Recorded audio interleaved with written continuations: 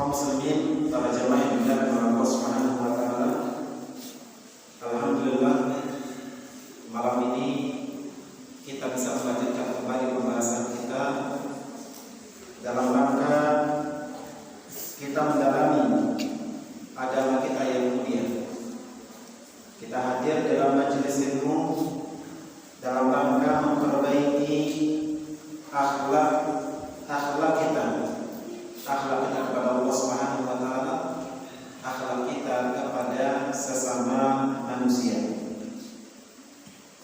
Kemudian salawat dan salam semoga Allah Subhanahu wa taala limpahkan kepada baginda yang mulia Nabi kita Muhammad alaihi salatu wassalam, dan juga kepada keluarga beliau, sahabat-sahabat beliau, dan segenap kaum muslimin yang istiqamah mengikuti sunnah beliau dengan baik hingga akhir zaman nanti. Kaum muslimin rahimahullah, malam ini kita akan melanjutkan pembahasan dari kitab Bulughul Maram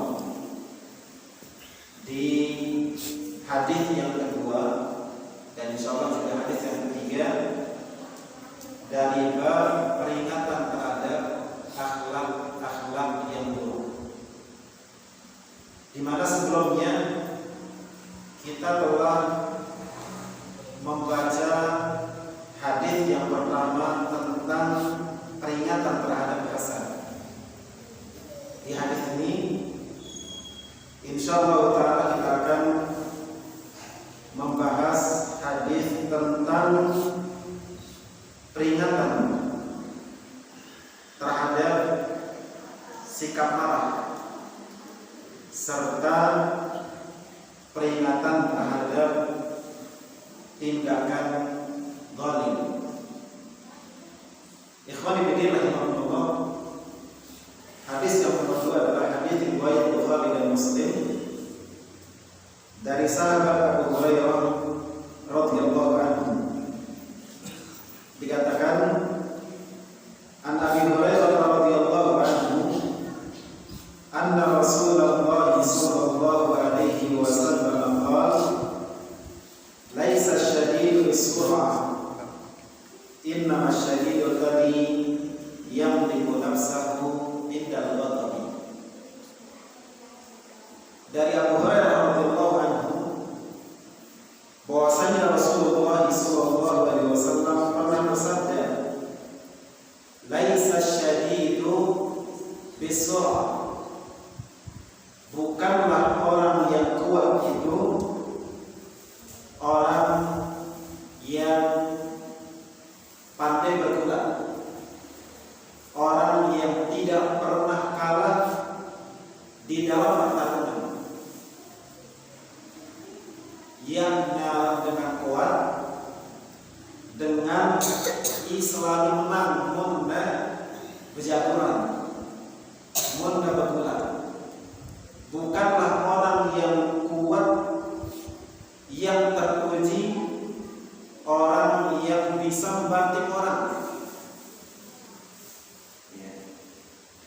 Inna masyadidu, tetapi orang yang kuat sesungguhnya alladzi yamliku nafsahu inda al-ghadab, yang bisa mengalahkan dirinya, yang bisa menaklukkan dirinya, yang bisa menguasai dirinya ketika dia marah. Hadis riwayat Bukhari dan Muslim. Ikhwan fillah, kaum muslimin rahimahullah, para jamaah yang dimuliakan oleh Allah Subhanahu wa taala, marah adalah potensi pada setiap orang. Artinya lakukan mungkin marah, lakukan tahu sini. Semua kita berpotensi untuk marah. Semua kita ada kemungkinan akan marah. Lalu ketika marah, sebagian orang dia tidak bisa mengendalikan dirinya, dia tidak bisa menguasai dirinya. sehingga keluarlah akhlak-akhlak yang buruk, timbullah perbuatan-perbuatan yang jelek, bahkan menzalimi orang lain. Sebelum perbuatan marah itu mencelakakan orang lain, perbuatan marah adalah merusak dirinya sendiri. Kita dengan mendasari apa yang terjadi? Yang terjadi, dia tidak bisa mengontrol ucapannya. Bahkan bibirnya bergetar, mulutnya bergetar, tangannya, kakinya bergetar, wajahnya merah padam, sampai bedang muka isi nasi. Seandainya kita kaca dan bercermin ketika dia sedang marah, dia akan marah terhadap dirinya sendiri. Kemudian ucapan-ucapan yang keluar adalah ucapan-ucapan yang setelah marah baru kita menyesal. Setelah marah baru kita menyesal. Seandainya tadi saya tidak mengatakan begini, seandainya tadi saya tidak mengucapkan begini. Bahkan kadang-kadang sampai kepada tingkat membunuh apabila seseorang sedang marah. Nah, ikhwan fillah rahimahullah, Nabi kita yang mulia SAW menyatakan bahwa orang yang bisa mengendalikan dirinya, orang yang bisa menahan dirinya ketika dia marah, dialah orang yang kuat sesungguhnya. Bahwa marah itu seperti musuh yang banyak. Ya, bahwasanya marah itu dimisalkan seperti musuh yang banyak. Kemudian dia bisa menaklukkan musuh-musuhnya tersebut. Inilah orang yang kuat sesungguhnya. Ikhwan fillah rahimahullah, Rasulullah SAW di sebagian hadis yang lain, beliau ketika ditanya oleh sebagian sahabat, "Ausini ya Rasulullah," wahai Rasulullah, berikan aku nasihat, berikan aku wasiat. Istilah wasiat adalah meminta pesan yang penting. Ya, arti wasiat adalah sesuatu yang sangat-sangat penting baru dikatakan sebagai wasiat. Nah, ada sebagian sahabat mengatakan, "Ya Rasulullah, ausini," wahai Rasulullah, berikan aku wasiat. Maka Nabi mengatakan, "La tatudor," janganlah. Para dan miraran, qala la tatudor. Orang yang bertanya itu terus mengatakan, "Ya Rasulullah, berikan aku nasihat, berikan aku nasihat." Jadi setiap kali dia meminta wasiat kepada Rasulullah, jawabannya tetap la tatudor. Dia minta wasiat lagi yang kedua, harapannya ada mungkin wasiat lain yang lebih penting. Nabi tetap mengatakan la tatudor, jangan marah. Dan ini menunjukkan kaum muslimin Allah sangat-sangat penting kita menahan diri dari marah. Juga Nabi SAW pernah ditanya oleh sebagian sahabat, "Ya Rasulullah, dullani ala amalin yudkhilul jannah." Wahai Rasulullah, tunjukkan kepadaku sebuah amalan yang akan memasukkanku ke dalam surga. Jadi sahabat ini minta apa? Sahabat ini minta agar diberitahukan, agar ditunjuki suatu amalan yang akan menjadi sebab dia masuk surga. Apa jawaban Nabi SAW? Nabi mengatakan, "La taghdab wa la jannah." Jangan marah, kamu akan masuk surga. Jadi bayarannya sangat mahal. Balasan bagi orang yang bisa menahan dirinya ketika marah ini sangat mahal. Balasannya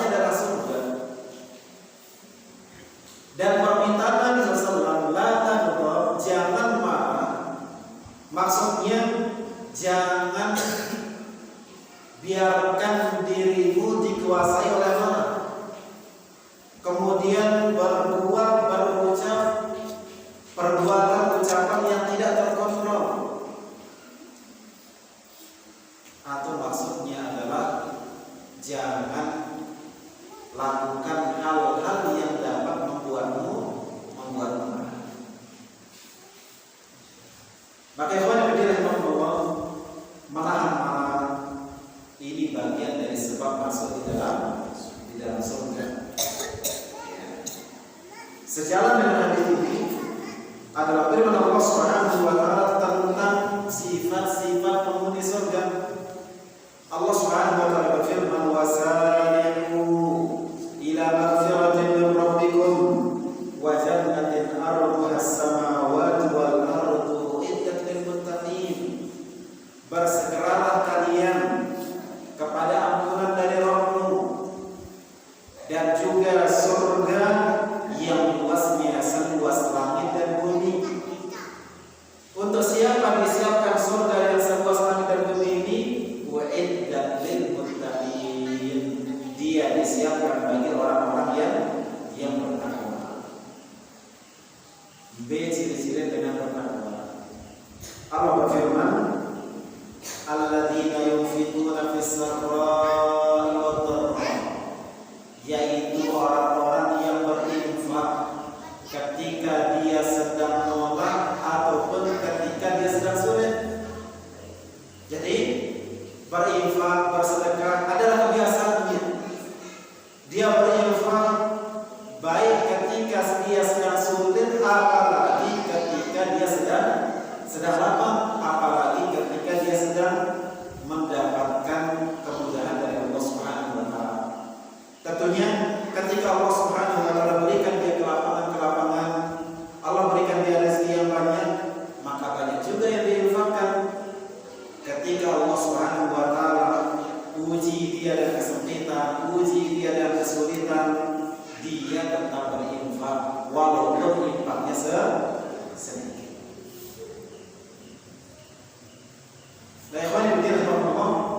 Kemudian wal kadhiminal ghaidha.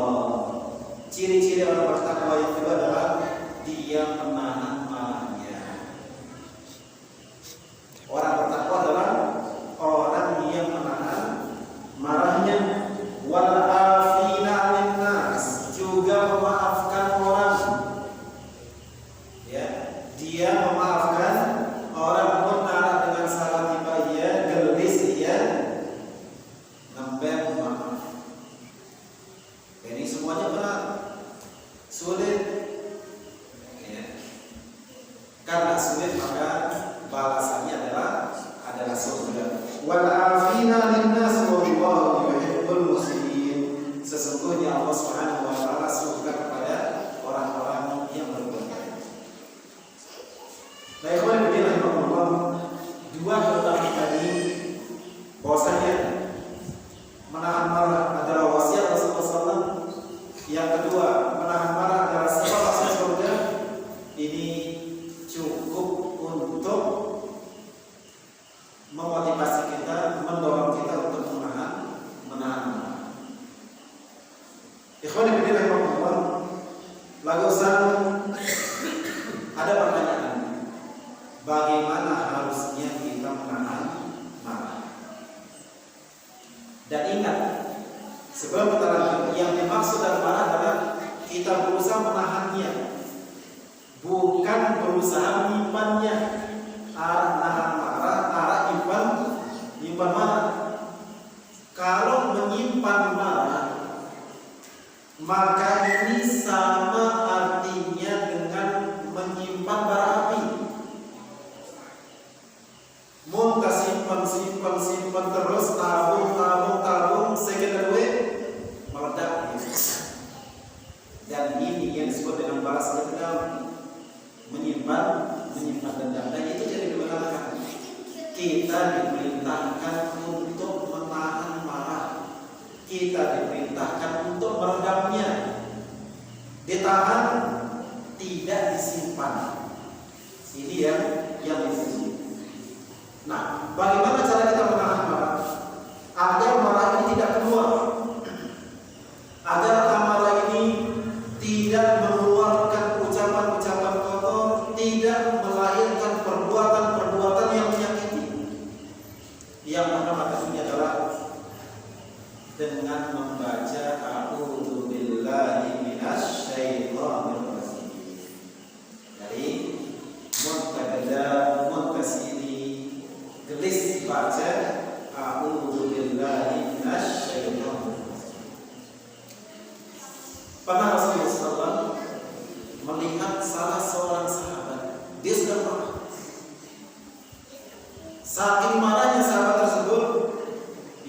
badannya bergetar.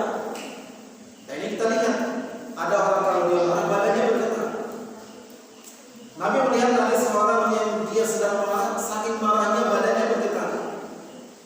Maka Nabi mengatakan, saya tahu ada satu kalimat seandainya diucapkan oleh orang ini maka akan hilang marah yang ada dalam dirinya, yaitu dia membaca a'udzu billahi minasyaitonir rajim. Karena hakikat marah itu berasal dari syaitan. Marah yang ada dalam hati kita itu dipicu oleh syaitan. Sehingga untuk menghilangkan amarah ini, untuk meredam amarah ini adalah kita memohon perlindungan kepada Allah dari syaitan, dari godaan-godaannya, dari tipu dayanya. Kemudian yang kedua, Allah adalah dengan berwudu. Di antara cara untuk meredam amarah adalah dengan berwudu. Jadi ibu misalkan ya PBANO merayap kembali, kedap kita sini. Nah, ketimbang namai kayu, ketimbang namai sendok, gelis tiba jadi wudu.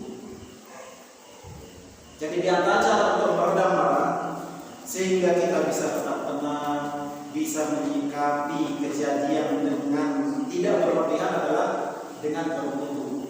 Rasulullah SAW mengatakan, innal ghadaba minasyaiton. Sesungguhnya marah itu berasal dari syaitan. Wa inna syaitana khuliqa minan nar. Syaitan itu diciptakan dari api. Wa inna ma tudfa'u nar bil ma. Dan api itu akan dipadamkan dengan air. Fa idza ghadiba ahadukum falyatawadda. Maka jika salah seorang kalian sedang marah, silakan dia Jadi yang kedua di antara cara meredam marah adalah segera mengambil air wudu. Kenapa? Karena marah itu berasal dari syaitan. Syaitan itu sendiri diciptakan dari api. Api dipadamkan dengan air. Kemudian ketiga Rasulullah di antara cara meredam marah adalah dengan merubah posisi. Merubah posisi apa artinya? Mun penyakan terputar, rubah posisi tokol. Mun penyakan posisi tokol, rubah posisi berbalik. Pokoknya berusaha tidak melakukan sesuatu. Seandainya kita sedang marah-marahan dengan seorang, lalu ya ketika kita sedang berdiri, cari tempat, cari lokasi, segera duduk. Mutatokal menahan rasanya. Apalagi kalau sampai tidur, maka kita akan semakin tenang. Sehingga marah yang tadinya ya memicu darah bergerak cepat, terpompa cepat, pikiran menjadi tenang. Badan menjadi tenang sehingga kita bisa berpikir dengan bagus. Kita bisa memutuskan kejadian dengan baik sehingga kita tidak menyesal setelah itu. Kemudian Allah termasuk di antara cara meredam marah adalah dengan cara diam. Diam maksudnya diam terus. Yang ada sini teduh. Karena orang yang marah, ucapannya tidak akan terjaga. Ya, dia akan mengucapkan ucapan-ucapan yang tidak bisa dia kontrol. Ya, kadang-kadang kan muntasiri tipe anak misalkan sampai doa mati kadang. Ya. Saking marahnya kita sampai mendoakan keburukan untuk diri kita, untuk anak kita, untuk anak benda kita. Karena itu Nabi kita yang mulia Rasulullah mengatakan, "Idza ghadiba ahadukum falyaskut." Bila salah seorang kalian sedang marah, hendaklah dia.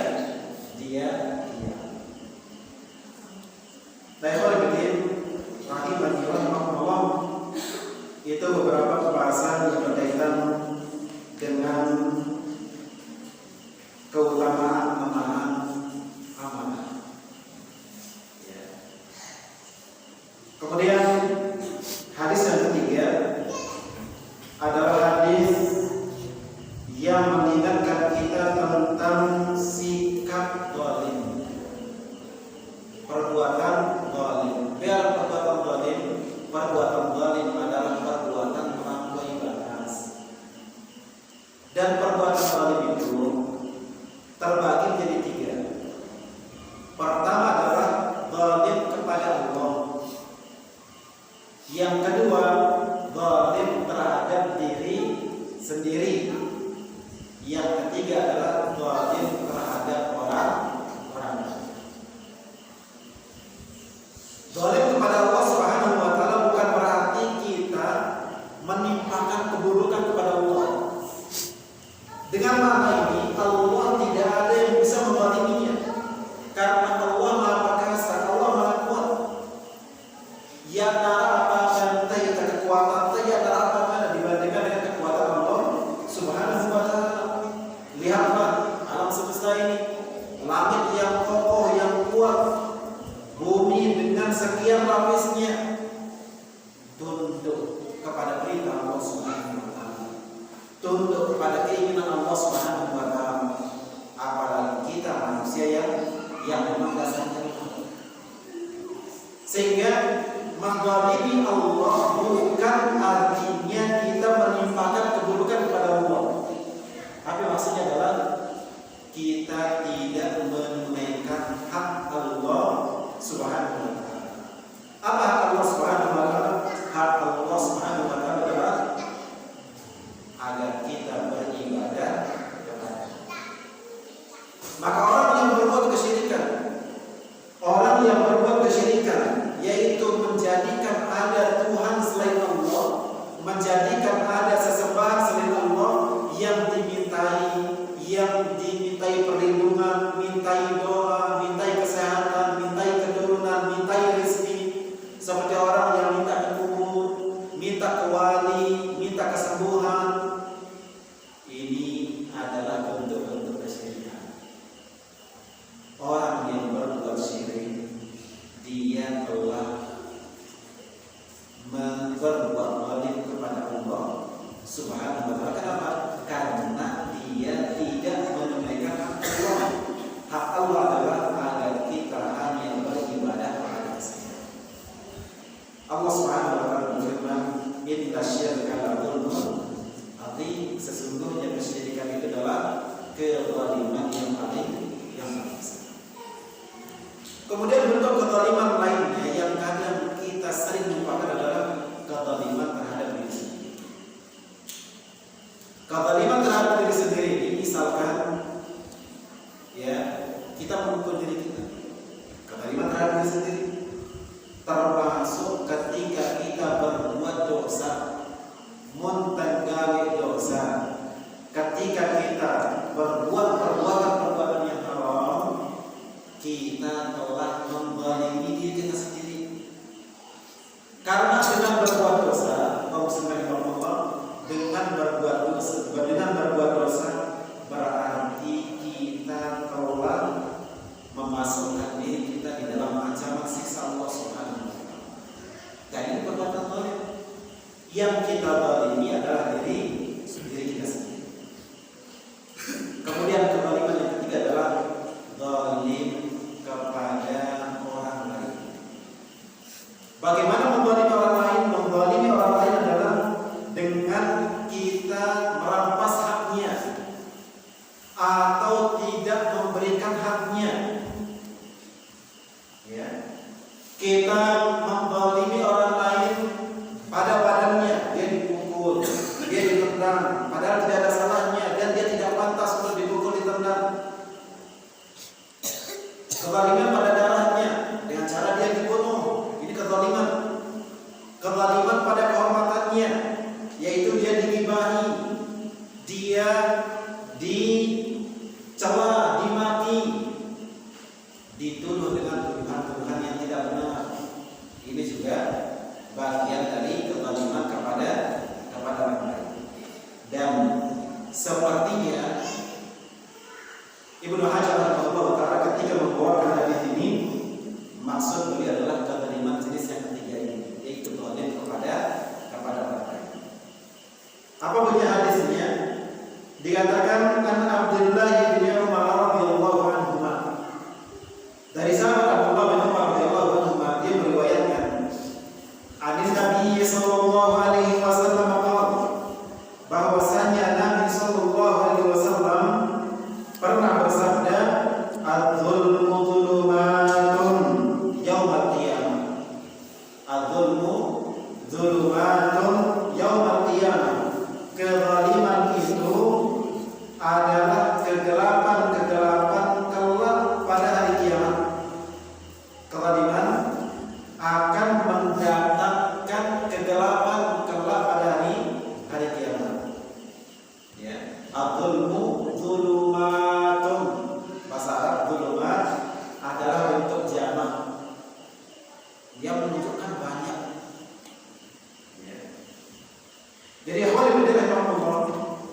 ini ancaman yang sangat luar biasa, ancaman yang sangat berat terhadap perbuatan ini. Tidak ganti kekalian. Jangan sedikit pun kita jatuh di dalamnya. Kenapa? Abdul mudhulumatun yaumal qiyamah.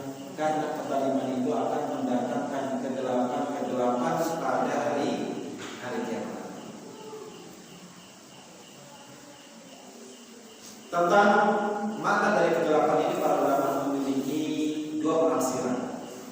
Apa arti kezaliman akan mendatangkan kegelapan yang banyak pada hari kiamat? Sebagian ulama mengatakan maksudnya adalah kegelapan sebagaimana kita pahami petang kebalikan dari cahaya, bahwa orang yang berbuat zalim, orang yang datang pada hari kiamat dan dia membawa dosa kezaliman, menzalimi orang lain, maka dia akan mendapatkan kegelapan pada hari kiamat.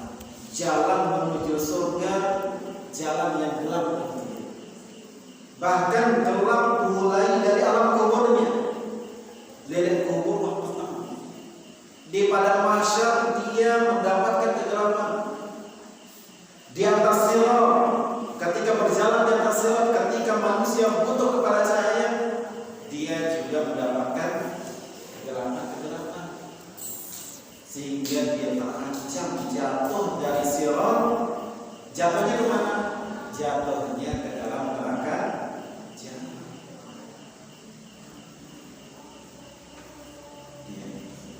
Allah Subhanahu wa taala berfirman, "Yauma taral mu'minina wal mu'minat yas'a nuruhum baina aydihim wa bi aymanihim bushrakumul yawm jannatun tajri min tahtiha al-anhar." Pada hari kiamat nanti engkau melihat orang-orang beriman, laki-laki dan juga perempuan, cahaya mereka berjalan di depan mereka, berjalan di samping kanan mereka. Jadi kalau pada hari kiamat, orang-orang yang beriman, laki-laki dan juga perempuan, di depan mereka, di samping kanan mereka ada cahaya. Mereka punya cahaya di depan, di samping kanan. Dengan cahaya ini mereka bisa melihat jalan. Ya. Dikatakan kepada mereka, "Busyrakumul yawm." Kabar gembira bagi kalian hari ini. Apa kabar gembiranya? Jannatun tajri min tahtiha al-anhar, yaitu surga-surga yang mengalir di bawahnya sungai-sungai. Di dalam ayat yang lain Allah Subhanahu wa taala berfirman, "Nuruhum yas'a baina aydihim wa bi aymanihim yaquluna rabbana atmim lana nurana waghfir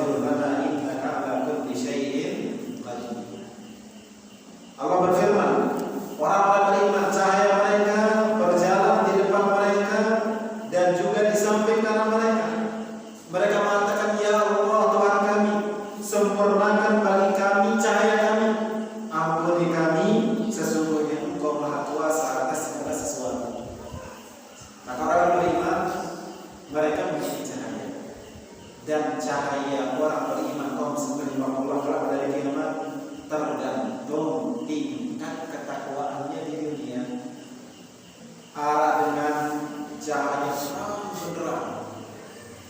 Ada orang yang cahayanya redup, tidak terang. Ada orang yang cahayanya kadang nyala, kadang mati. Ya. Dan orang-orang munafikin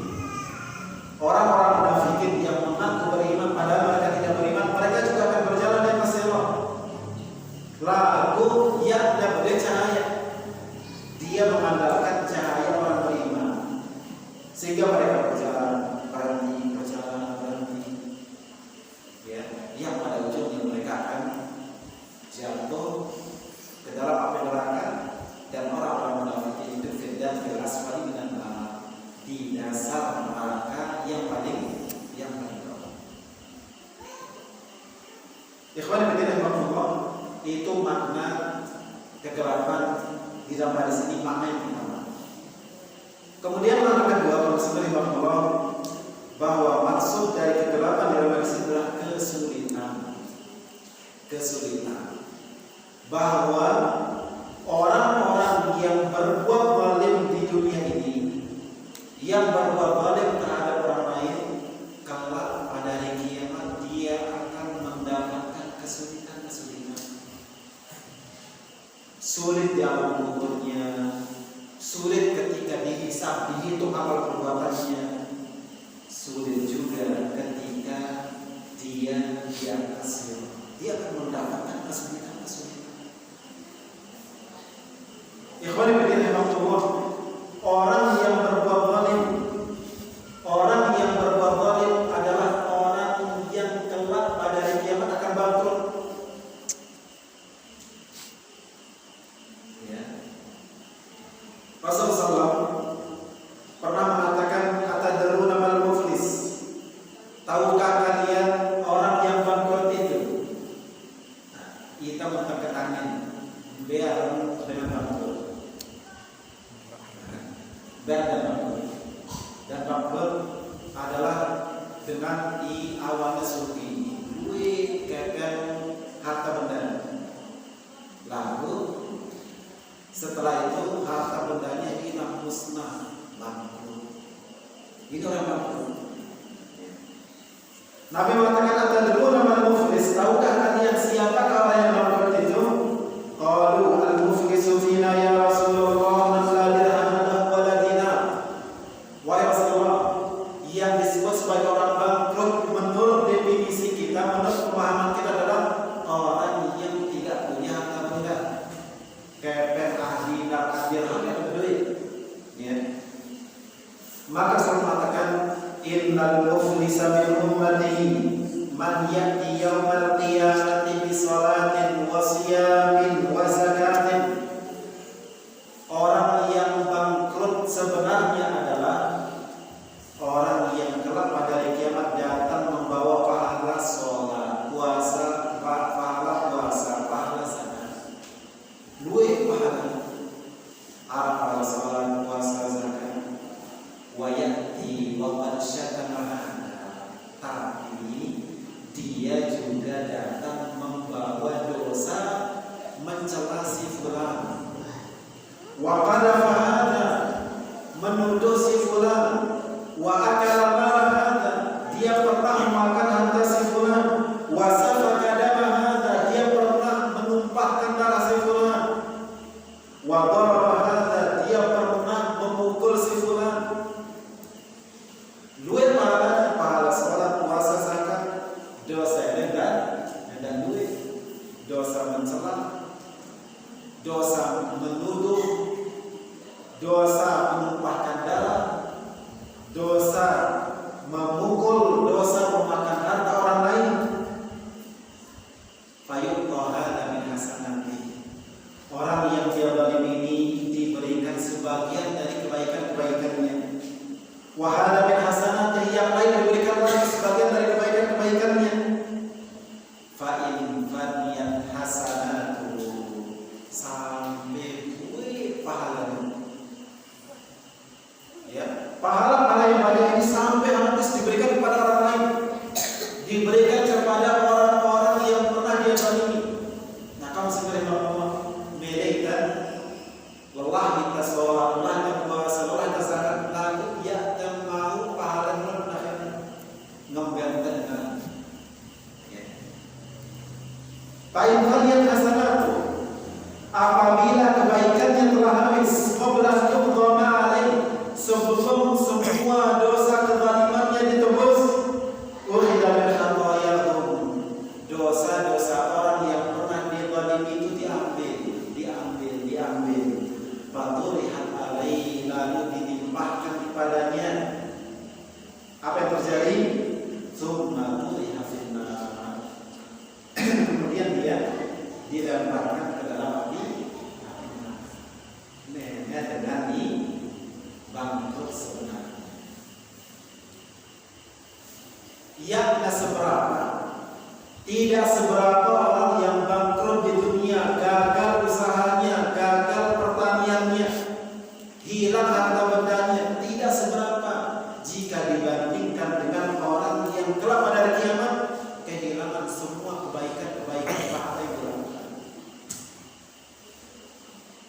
Maka orang yang kehilangan pahala pada hari kiamat nanti, dialah orang yang bangkrut sesungguhnya. Di dalam hadis yang lain, Rasulullah SAW mengatakan, "Maka lahu mazlamatun li akhihi min irdihi aw syai'in falyatahallalhu min al-yawm." Barang siapa yang pernah menzalimi orang lain, baik zalim pada kehormatan orang lain ataupun yang lainnya, hendaklah dia minta halal hari ini, qabla an la yakuna dinar wala dirham, sebelum kelak pada hari kiamat tidak ada lagi yang namanya dinar dan dirham. Kaum muslimin rahimahullah, dosa itu terbagi menjadi tiga. Ada dosa yang tidak mungkin dimaafkan.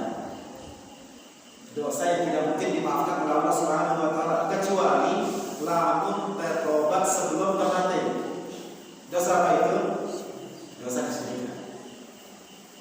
Yang kedua, dosa yang tidak akan dimaafkan kecuali setelah ditebus, yaitu dosa kezaliman.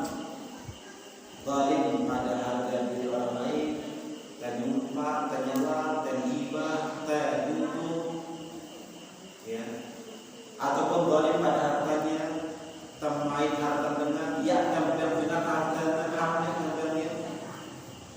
Ini juga benar. Dan dosa kezaliman ini tidak akan dimaafkan oleh Allah kecuali setelah kita berikan orang yang berhak mendapatkannya. Dan yang ketiga adalah dosa antara kita dengan Allah. Jika Allah berkehendak memaafkannya, maka akan dimaafkan. Jika Allah tidak berkehendak memaafkan, maka akan disiksa sesuai dengan besar dosa yang dilakukan. Ya. Kalau pada kiamat penebusan dosa itu tidak dengan dinar dirham. Pen dunia nanti misalkan baik kita dengan. Kalau pada hari kiamat kita tidak tebus dengan uang lagi, tapi kita akan tebus dengan kebaikan yang kita punya. Mun nawahwi kebaikan kita tebus ya. Baiklah kalau dasar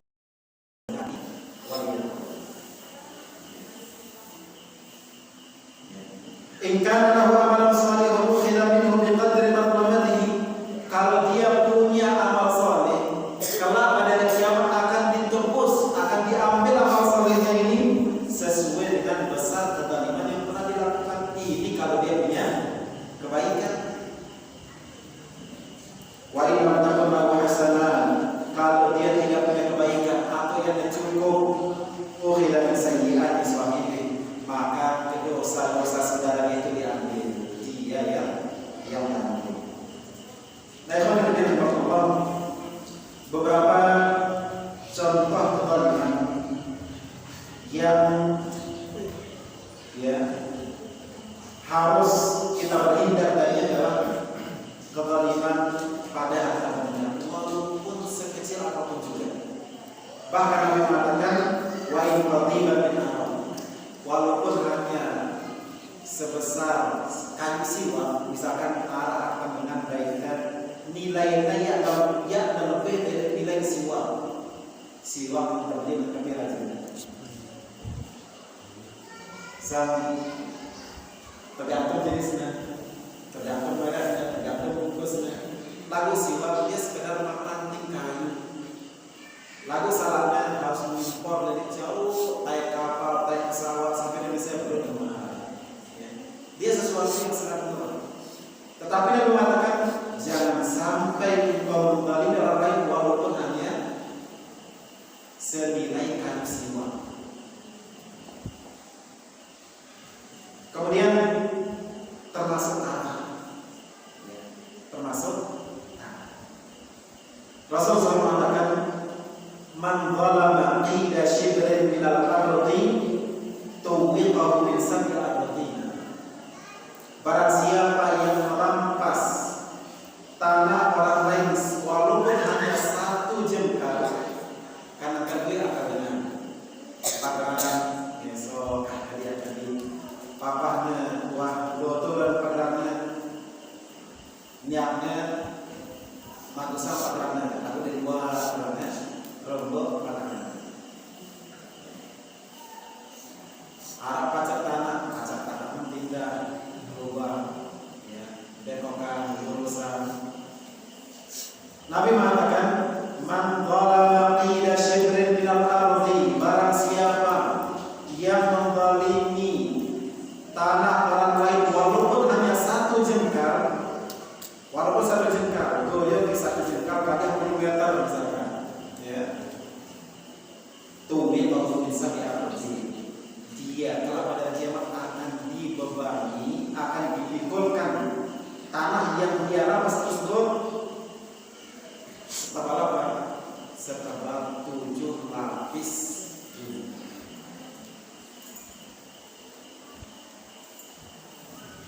7 lapis bumi akan dipikulkan kepadanya. Di dalam yang lain Nabi mengatakan, la Allahu man ghayyara manar al-ardi. Allah melaknat orang yang merubah tanda batas tanah. Mudah-mudahan Allah jaga kita dari dosa yang zalim ini. Memang manusia ini rakus, ya. Sedikit diambil tanah orang lain. Maka ini harus kita waspadai. Kemudian termasuk bentuk kezaliman adalah tidak menunaikan hak orang lain. Hingga kita wajah tempo batas bagian majalia, kepem bagian jamajalia lalu saja kita menunda menunaikan utang yang Rasulullah mengatakan matlul ghani dzulmun. Matlul ghani dzulmun. Perbuatan orang yang kaya, orang yang punya harta tidak segera menunaikan hutangnya, itu bagian dari kezaliman. Bagian dari kezaliman. Jadi kan kadang beda utang. Sama hampir lakukan yang beda utang. Arab akan ditekan mencerita tunang kita, ya, tunang, dan ini yang disebut dengan matlul orang yang kaya yang punya harta dan hutangnya sudah jatuh tempo tapi dia tidak segera membayarnya, itu juga bagian dari kezaliman. Kemudian Allah termasuk bentuk kezaliman adalah ketika kita menyewa tenaga wah, gue gaya mencari lalu dia gelis membayar uang. Itu juga bagian dari kezaliman. Ya. Kemudian bentuk kezaliman yang perlu kita waspadai adalah zalim kepada hewan ternak, zalim kepada binatang. Nah, jaga kecil, ngingon kecil, ngingon kecil. Lalu dia nembel dia mana? Ya, selalu wah melakukan. Hati-hati, ya. Ini bagian dari kezaliman, termasuk